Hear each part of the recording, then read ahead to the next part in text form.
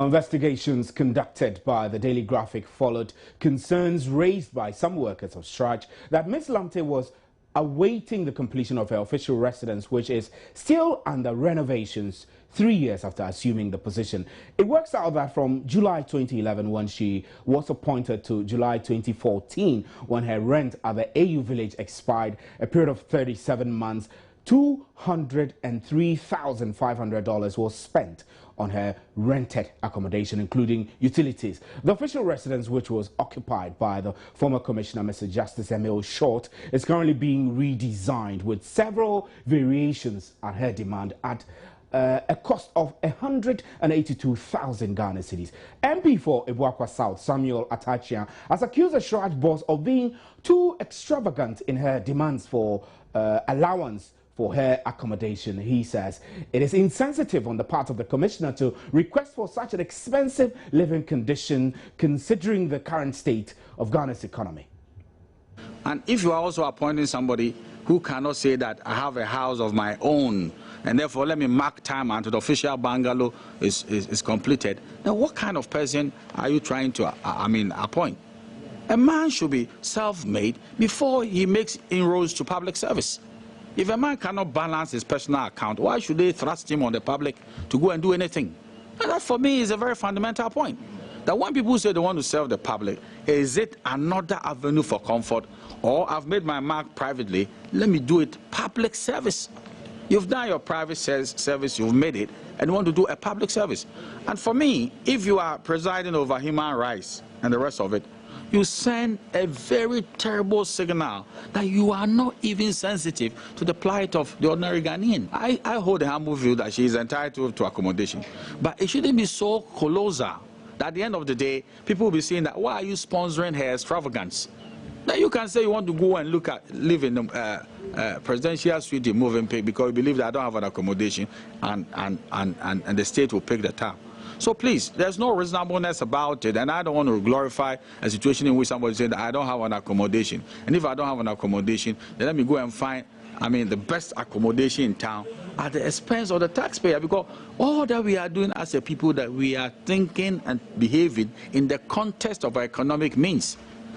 If it were not so, people would say that, well, I'm a member of parliament, can you give me $100,000 a month? We are functioning within a very, very limited budget. So it is a bit insensitive, with all respect, that you want to just say that, oh, I want to be comfortable. And therefore, if I want to be comfortable, let me go and be in a hotel environment for the state to pick such a huge bill. It is very unfortunate. I don't endorse it at all. The president, the appointer, should do due diligence. Who is coming to serve Ghana? What are his means? What's the president's achievement? The whole of the country. We don't find a very seasoned lawyer to come and head the institution. You need to import somebody from abroad who has no economic achievements to show to come and do this job. Is that what the president is trying to do? So therefore, if you just said that, well, it's fanciful to get somebody abroad or wherever to come and do this job, what are you making sure that the requisite amenities are available for the person's comfort and for the person to assume office? That's a leap in the dark. Well, Atachia is asking why we are sponsoring her extravagance. Meanwhile, between January and August this year, the commission expended about 120,000 Ghana cedis based on a conservative average exchange rate of 3 Ghana cedis to the dollar on her alone. Some civil society groups are disgusted at the revelation and are demanding that Ms. Lamte be sacked. Franklin Kujo is president of Imani Ghana. He now joins us online. Good evening, sir, and thanks for your time. Good evening, Mr. Steven. How are you? I am fine, fantastic. Now, you're calling, your civil society group is among the few who are calling for Ms. Loretta Lamte to be sacked. I mean, what's the basis of this? Because I must tell you that you do know also that she has a secure tenure under her employment as Shraj boss. You have forgotten that when the President of the United States, Richard Nixon, was caught in some very criminal act, he was impeached. Even the President of the country can be impeached. So, and the President obviously appoints this appointee. So I don't see why people believe that she can be impeached. In fact, even there's the thought that it is just a few civil society actors is not entirely true. But civil society is an amorphous term. It means that many individuals as well. Today we have a lot of citizen journalists. There are lots of people on Facebook, social media, everywhere, calling for her head. In fact, I think she should be resigning, packing by now. No. Let me be very honest with you. I think she has perpetuated the most injustice, the gross abuse of our human rights in terms of wasting our taxes. I don't care whoever appointed her in terms of the person who is paying for her lavish lifestyle. I don't want to bother about that. But her herself, her position, and the Constitution states clearly in Article 136 plus 3 that a person shall not be qualified for appointment as a justice of the Court of Appeal unless he or she is of high moral character and proven integrity. I cannot say that this position of the Sraj Commissioner, which is equivalent to that of the Justice of the Court of Appeal, has satisfied this particular thing. And I think it's an insult to us really for her to suggest that she stayed in a hotel and she didn't have a house. It is not fair. I think all her stay as Sraj Commissioner, which obviously we've never known because she's never really been there, she's never really worth anything to even satisfy the salaries. We don't even know how much she's paid and all of that. I can tell you for a fact that this woman single-handedly has wasted taxpayer money. And I'm ashamed that a position that is supposed to fight for our collective rights can sit down unconcerned when Jita, Sada, Suba are happening. And she has the temerity to tell us that she spends only 5% of her time on anti-corruption and 90% of her time on menial administrative issues. Those things could be done by most of the people she works with. In any case, let me give you this other point. Right. When she claims that she's been working hard on anti-corruption, it is not true. You speak with Sidney Kesney-Hayford, who has written letters upon letters in this matter of Jida. You know the reply? Well, they are looking into it, and they don't even have money, and all of that. But she has money to spend and waste. Frankly, I will have you hold. This is a very important discussion that we will continue having. Now, Samson Ladi Ayenene is a host of Newsfile and a private legal practitioner. He is saddened that Ms. Loretta Lamte said her monthly rentals alone translates to about 3 times the salary of justices of the Court of Appeal. Samson is now joining us live. Good evening, Samson. Hi, Steve. I read your opinion piece on My Joy Online. You spoke extensively and compared what she earns and what she's entitled to and the constitutional provisions that border on her appointment in comparison to justices of the Supreme Court and Appeals Court. I need you to wrap it up in a few words. Do you feel that she is earning too much than is constitutionally mandated of her? Yes, Steve, like you said, it's not an opinion piece. It's a piece that is stating what the law is. The stipulations of the Constitution are clear. And I've referred all of us to the appropriate provisions. Article 136, Clause 3, says that for you to be appointed a justice of the Court of Appeal, you must be a person of high moral character and proving integrity.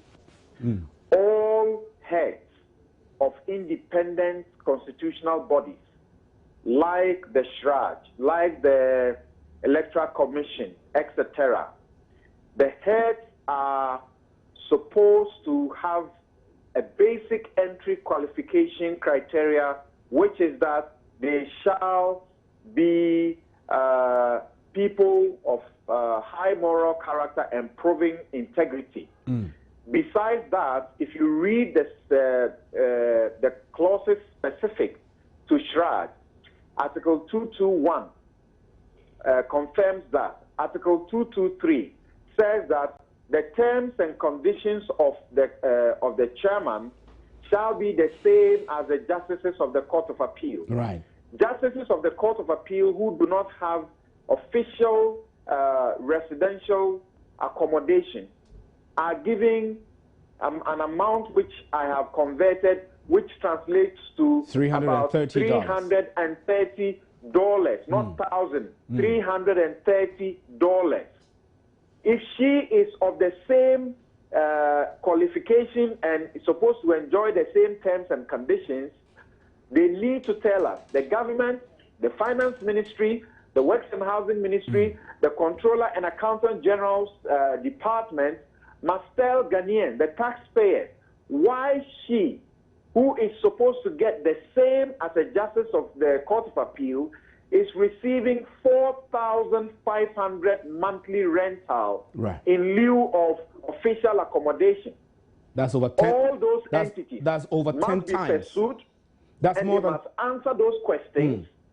And she herself, I say, failed monumentally. If they foisted it on her, she should have rejected it. Right. But it is worse if she's the one who made that demand. And if she's the one who made that demand, then she has failed to live up to her job, the major prescription of her job, which is that she is supposed to champion administrative justice. Right, something. Quickly, I need us to look at the legal implications of her removal. I'm not a lawyer. You are, but I do know that she has a secure tenure of office and that she cannot be removed unless she chooses to resign, or she must go before, unless she reaches the age of 70. I mean, can you clarify this? Because I'm asking this on the back of the fact what that you're saying is right. I'm asking. What you're saying is right. No, may I land? Go ahead. I'm asking this on the back of the fact that she has clearly stated that those who are asking for her resignation are doing so out of ignorance. This is to suggest that nobody can kick her out? Well, unfortunately, that is not the case. I know it's a difficult road, but it is not as simple as she tries to portray it, as you allege. She may have to resign. If she chooses to resign, that is good for her. If she doesn't resign and she's not at the point of retirement as the Constitution stipulates, there is a clear provision that when a justice of the Court of Appeal can be removed if a petition or a complaint is so made to the Chief Justice that same will be made available. The president will come into the picture. A prima facie case. The Chief Justice will look at it and make a prima facie case against her. If it is found on the face of the allegations that she has been involved in some wrongdoing, there is a committee that will take the decision on her removal. Right. Yes, in the same way justices of the Court of Appeal are removed, she is subject to the same process and she can be removed. Right, Samson Ladia, we are grateful for your time and your brief legal education on this matter. We still have Franklin Kujo on the line. Franklin, let me come to you. We've heard the legal dimensions from Samson. Are you going to start a process of impeachment against her since you are not happy with what she has done? Well, I suspect that even before the process begins, conscience is something that it's very difficult for one to hold, unless she's really brazen and she doesn't care. Right now, all her stakeholders, right? I mean, who work with? And anti-corruption people are not going to work with her. CDD is not going to work with her. Imani will not work with her. IEA, all these people, I'm not sure they will ever work with her. But why? So, I mean, why won't you work with her? Because the verdict is clear. This thing stinks. I mean, what is this? And you think she can continue to stay in office when, if you like, she should keep, if she invites people, they will come. So even if, in spite of initiating any moves against her, every anti-corruption, good governance entity will not work with her. So she should stay there. And whoever appointed her should keep on watching that she keeps wasting money. In fact, wait, one more thing. Are you there? Yes, I'm here, frankly. In fact, it was even wrong for her to have been appointed from the first day. How can an investment banker end up with constitutional matters. I mean, what is this? And we are living in such,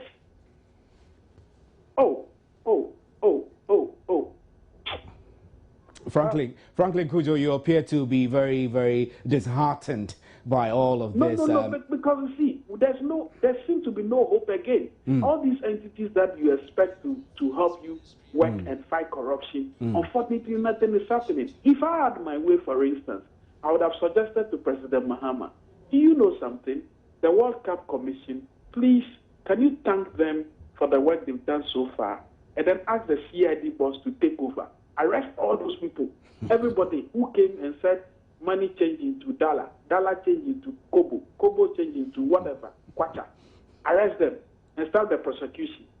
I don't think I have a hand to be listening to such things. Right. Franklin Kujo, you said it all. We're very grateful. Now, we also joined on the line by the research fellow in charge of legal affairs at the CDD, Victor Brobe. He also joins us live. Good evening, sir, and thanks for joining us. Good evening, Stephen. Happy to be on the show. Now, sack or not sack? I mean, we've started this debate already. What are the constitutional impediments against anybody asking for her removal in office?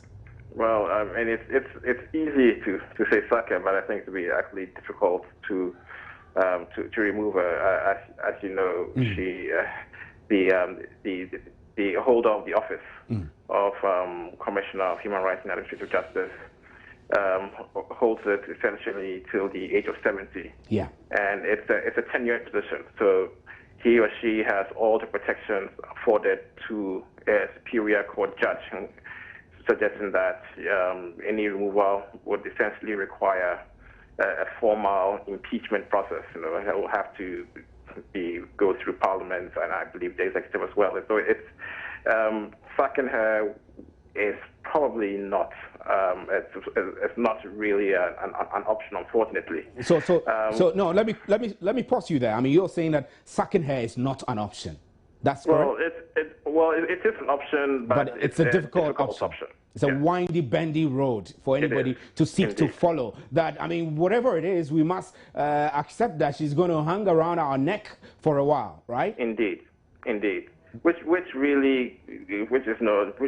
speaks to the point that we really need to make, which is that in making these appointments to these tenured positions, we really need to be more careful, and a lot more thought needs to go into the decisions. You know, currently, according to the 1992 Constitution, the president appoints to the leadership of SHRAJ without even any reference to Parliament, which is, for me, absolutely absurd. I mean, it's the same with the Electoral Commissioner, by the way. The appointment is made without any reference to Parliament. So these are lapses that you feel that the law must address? Lapses that definitely require some sort of constitutional amendments to address. Review. And unfortunately, the proposals that were made by the Constitutional Review Commission do not address this lapse. Because what the Constitutional Review Commission is suggesting is that the position, yes, it should go to Parliament, but the person should be approved by a simple majority of Parliament, which is in practice not different from what we have now. You know, for a position such as this, which requires such a high level of sensitivity, such a strong likelihood that one will be doing investigations over the executive, such a position really should be appointed by a two-thirds majority of Parliament. And it's just the failure to follow these basic rules that have now been adopted by other countries. If you look at how the equivalent of SHRAJ in South Africa is appointed, if you look at how the equivalent of Kenya, the Kenyan body, the Kenyan SHRAJ is appointed, there's a recognition that these are essentially executive oversight institutions, and it's just absolute folly to put yourself in a situation where the executive is basically appointing his own referee to oversee him. Victor, let me hold you and go to the other telephone line. Akwesi Jan Tutu is MP for Time. He's joining us. Good evening, sir. Good evening, my brother. This, I'm sure, may have come to the attention of Parliament, whether minority or majority, but Victor Brobe, who is a lawyer from CDD, is raising key issues that the appointment of SHRAJ boards and the appointment of EC boards, by the way the law is, does not even go through Parliament. Do you think that it's time for us perhaps to look at it again, look at amending the Constitution to make it possible for such appointments to come through Parliament? Thank you very much, my brother. If we look at best practices elsewhere, yes, you would have to say that, yes. I think the best option would be for it to pass through Parliament so that parliamentarians can have a look there. Right.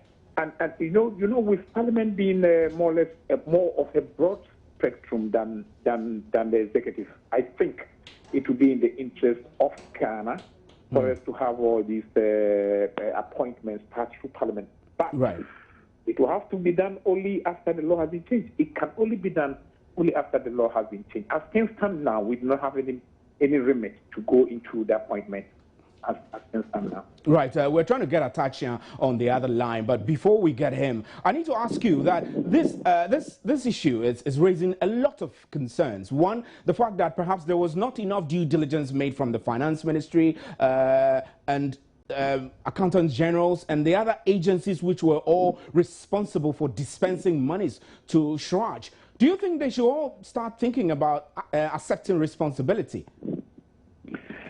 This is a very murky issue. As things stand now, I do not think that we need to rush into apportioning blame.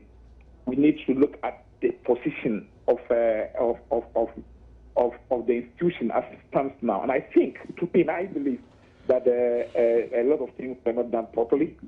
Like you said, you mentioned the Minister of Finance, Controller Accountant General, and where there was a shortcoming, seriously to me, is the fact that the track itself should have known that what was happening was wrong. That's what I think. Because as a matter of fact, if you talk about due diligence, yes, there should have been. But whose responsibility was it to ensure this due diligence in the first place? Right. Briefly. So I'll hold you briefly. I still have Victor Brobe on the other. Victor, you have a reaction? Oh yes, just to support the point that was just made by the Honourable MP from Tyne. Yes, it is too early to start apportioning blame. But why is it too early? I mean, it's in the public domain already. Why do you say it's too early to apportion blames? Well, let me develop a point. But I think that what we can state from the record, or what the record clearly shows, is that at the very least, the leadership of Shraj, and particularly the commissioner herself, has demonstrated extremely poor judgment and really poor financial management choices. Right. Because here we have an institution that is perpetually starved of funds, and one is faced a situation where they are hiring a place for you to live at a really extremely high price of $4,500. This is a property in Accra is expensive to rent, but $4,500 is an extremely high rent. And if you are in the leadership position in a body which is as cash-strapped as Shraj perpetually is, one should exhibit better judgment than to approve and such a price being paid for a place for you to rent. But that's the exact point. Somebody should be taking responsibility for those. Yes, so clearly the reason I'm saying that it's too early to apportion blame is that I think this matter requires a full and thorough investigation. Right. It's unfortunate that this is happening at Shraj. We have developed a certain affinity, a certain respect for this institution. We expect Shraj to be investigating this kind of behavior when it's undertaken by other institutions, not for Shraj to be the one doing this itself. Because Shraj, as you know, has over the years obtained a reputation for being one of the few places where one could actually have the executive, including the president, investigated. So for this to be coming out of Shraj is exceedingly disappointing. Right. And it certainly deserves a thorough investigations. Okay, thank you very much, Victor Brobe. Victor Brobe is a legal officer at CDD. We still have on the line that Tyne, MP for Tyne. So, sir, if you're still there, I mean, I have just a minute or so to wrap up. Lawyer Brobe, Lawyer Brobe is saying that it's too early, just like you were saying, too early to apportion blames and that we need thorough investigations into this. What is Parliament considering doing about this?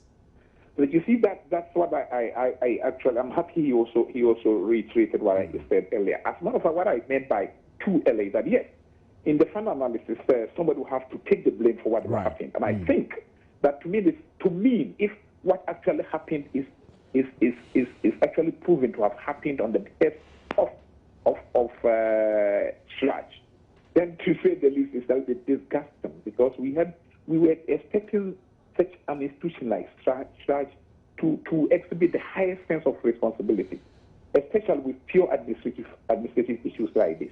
And nobody expected this to come out of Shraj itself. So clearly, it's a bit of a mystery to me, for lack of a better word, to hear such an issue coming out of Shraj. But this has not officially been presented to Parliament for an action yet, right? No, not yet. That is why I'm saying that this needs completely thorough investigations before we can arrive at unravel the mystery, so-called mystery. Because for me, I think it looks very simple, but I do not think that we need to rush it. We need to have thorough investigations. And whoever is found culpable, dealt with. Either than that, we will leave culpability. We will leave those who are culpable behind, and then start attacking the wrong person. Thank you very much. Thank you very much, Akwesi Jan Tutu, MP for time. We're grateful for your time on today's Big Story. The issues will not go away. I mean, beyond these, other public office holders who fall within the same category as Loretta Lamte, who perhaps have similar conditions of service. The questions will be asked every now and then from now until we get answers. My name is Stephen Enti, and we'll be right back with the interactive segment. Stay with us.